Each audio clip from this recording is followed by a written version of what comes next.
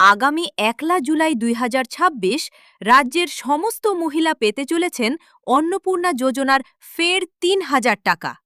ভিডিওটি সম্পূর্ণ দেখুন।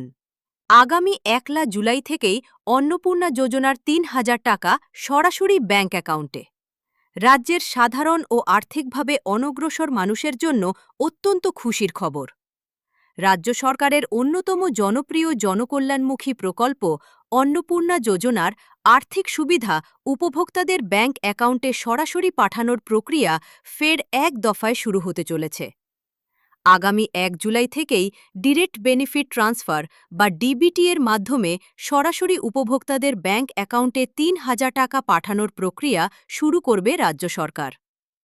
যারা ইতিমধ্যেই এই প্রকল্পের সুবিধা পাওয়ার জন্য অনলাইন কিংবা অফলাইনে আবেদনপত্র জমা দিয়েছিলেন, তাদের জন্য এই দফার টাকা পাওয়া অত্যন্ত গুরুত্বপূর্ণ।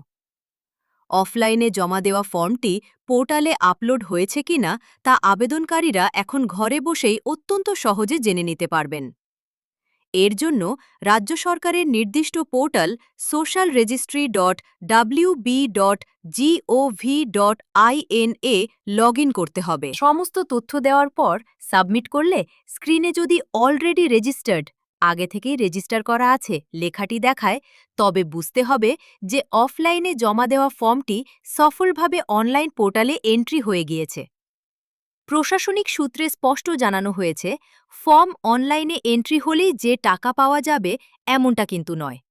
ফর্মগুলো বিভিন্নভাবে ভেরিফিকেশন করা হচ্ছে।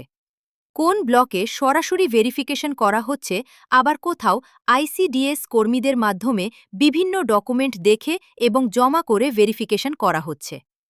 যাদের ফর্ম এখনও পোর্টালে দেখাচ্ছে না, তাদের এখনই আতঙ্কিত বা দুশ্চিন্তাগ্রস্ত হওয়ার কোনো কারণ নেই বলে আশ্বস্ত করেছে রাজ্য প্রশাসন।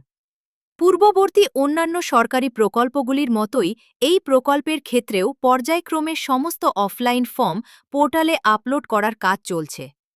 যাতে কোনো যোগ্য আবেদনকারী এই সুবিধা থেকে বঞ্চিত না হন, তার জন্য ব্লক ও পঞ্চায়েত স্তরে যুদ্ধকালীন তৎপরতায় ডেটা এন্ট্রির কাজ চালানো হচ্ছে। প্রশাসনের আশ্বাস, আগামী ১ জুলাইয়ের টাকা পাওয়ার তালিকায় নাম না থাকলেও পরবর্তী দফায় ফর্ম ভেরিফিকেশন সফল হলে সমস্ত বকেয়া টাকা একসঙ্গে উপভোক্তার ব্যাংক অ্যাকাউন্টে পাঠিয়ে দেওয়া হবে।